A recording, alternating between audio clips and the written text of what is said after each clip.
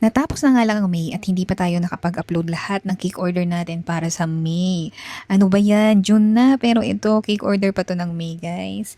So, ito palang cake order natin ay ito yung package na may cake with cupcakes and number cake. Pero syempre, kahit busy tayo, kailangan natin maisingit ang for the upload ng ating mga cake vlogs. Kahit nga nagtaas na talaga ang mga ingredients ng malala, hindi ko alam. Parang every week na lang tumataas talaga. Pero alam nyo guys, hindi pa kami nagtataas ng price pagdating sa mga cakes namin ha. Hindi pa talaga as in. Nag-stay muna kami dun sa usual price namin, lalo na sa mga package na cakes. Kasi nga, ayoko pa mag-add. Pero pagdating naman sa mga fondant cake, talagang medyo pricey talaga yung aking mga fondant cake kasi po sa chocolate lang na nilalagay ko sa fondant ay naku grabe, ilang kilo na.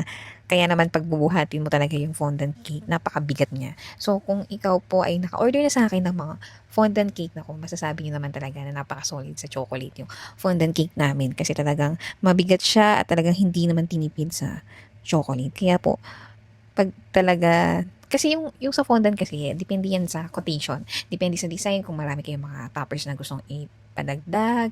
Pero minsan nagbibigay ako ng option. Pwede naman yung mga toy topper instead na yung mga fondant din na topper. So, depende naman yan kay client kung ano yung prepare niya or kaya ng budget. Pero pagka po kasi minsan yung tatanungin mo kung wala na ba siyang i-adjust or wala. Depende kasi po talaga yan sa design na gusto nyo at sa theme din ng cake na ipapagawa nyo. Pero bibigyan ko naman kayo ng mga option kung sakali na gusto nyo na medyo lower natin. Pero kaya lang kasi, yung fondant po talaga ay, kaya talaga siya mahal bukod sa solid na chocolate, ay mas matagal po siyang gawin kaysa sa mga soft icing cake po talaga.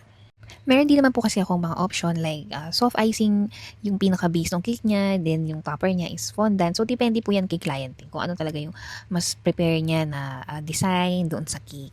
So, yun nga lang talagang pagka pure fondant, medyo pricey siya compare mo doon sa mga soft icing na cake. Kaya naman guys, nung ginawa ko nga yung fondant cake ng anak ko nung first birthday siya, doon pa lang kay JJ, ang tagal-tagal ko na talaga siyang gawin. Kasi kailangan makuha ko talaga yung as in, kuha-kuha mo dapat yung mata eh. Kasi diba doon makikita yun sa mata. Pag pangit yung pagkakagawa mo sa mata, ay naku, pangit nakakalabasan nun. Kaya naman, ang tagal ko pa lang sa mata pa lang, naku, kailangan kuha-kuha mo siya ganun.